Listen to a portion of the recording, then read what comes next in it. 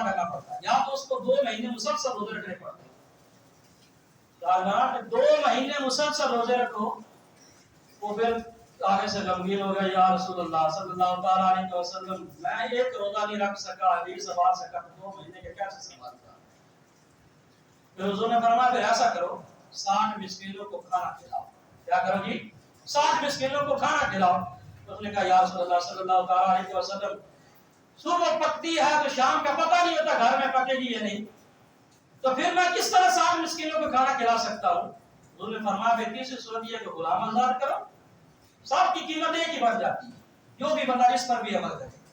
اس نے کہا یا رسول اللہ میں تو غلام بھی آزاد نہیں کر سکتا۔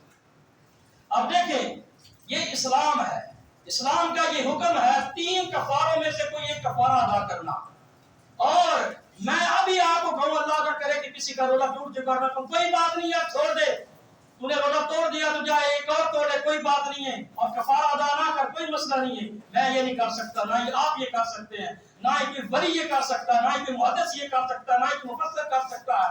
میرے آقا صلی اللہ تعالیٰ علیہ وسلم نے اس کو یہ نہیں فرمایا کہ یہ 3 ہی کفارے تھے اور تو وہ تینوں ہی ادا نہیں کر سکتا لہذا چلا جا، تو گناہگار ہی رہے گا، تیری توبہ قبول نہیں ہوگی۔ نہ نہ نہ، میرے آقا نے اس کو مایوس نہیں کیا، میرے سرکار نے فرمایا حکم تو اللہ کا ہے لیکن تو بیٹھ جا، تیرا کچھ سوچتے ہیں، بیٹھ جا، تیرا کچھ سوچتے ہیں۔ ابھی تھوڑی دیر ہوئی تھی تو ایک بندہ آیا، اس نے نا اپنے سر کے اوپر کھجوروں کا ایک بڑا ٹوکرا اٹھایا ہوا، میرے آقا صلی اللہ علیہ وسلم کو کہا جی کہاں جی وہ بندہ جس نے روزہ توڑا؟ تو وہ کھڑا ہو گیا، اس نے کہا یا رسول اللہ میں نے روزہ توڑا۔ اب دیکھیے کھجوریں کسی کی ہیں، سرکار کا اختیار دیکھیں کہ اللہ کے فرض میں، اللہ کے حکم میں میرے آقا صلی اللہ علیہ وسلم تصرف کر رہے ہیں۔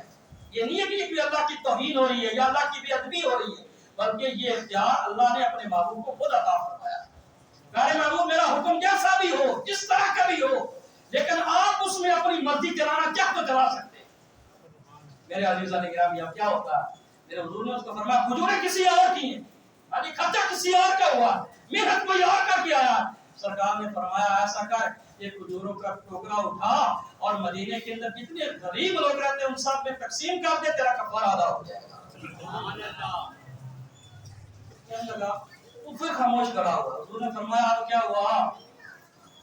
کہتا ہے یار بڑا ایمان فروز جملہ ہے، ہمارے آقا صلی اللہ علیہ وسلم کی شان میں بڑا اضافہ کرتا ہے اور عاشقوں کے دلوں کو جلا بخشتا ہے۔ وہ کہنے لگا یا رسول اللہ صلی اللہ تعالیٰ علیہ وسلم میں نے اس گلی میں غور کیا، اس مدینے کا میں رہنے والا ہوں، لیکن یا رسول اللہ صلی اللہ تعالیٰ علیہ وسلم مجھے اس مدینہ میں مجھ سے بڑھ کر کوئی غریب نظر نہیں آیا۔ میرے آقا صلی اللہ علیہ وسلم نے فرمایا اچھا ایسی بات ہے، یہاں کوئی غریب نہیں رہتا، پھر تو ہی اکیلا ہی غریب ہے۔ فَإِنَّمَا أَطْعِمُوا أَهْلَكَ، ایک روایت میں یہ بھی آتا فضحك النبی صلی اللہ علیہ وسلم، سرکار اتنے مسکرائے کہ آپ کی داڑھی مبارک ظاہر ہوگی، سرکار کا دریا رحمت جوش میں آیا۔ میرے آقا نے فرمایا لے جا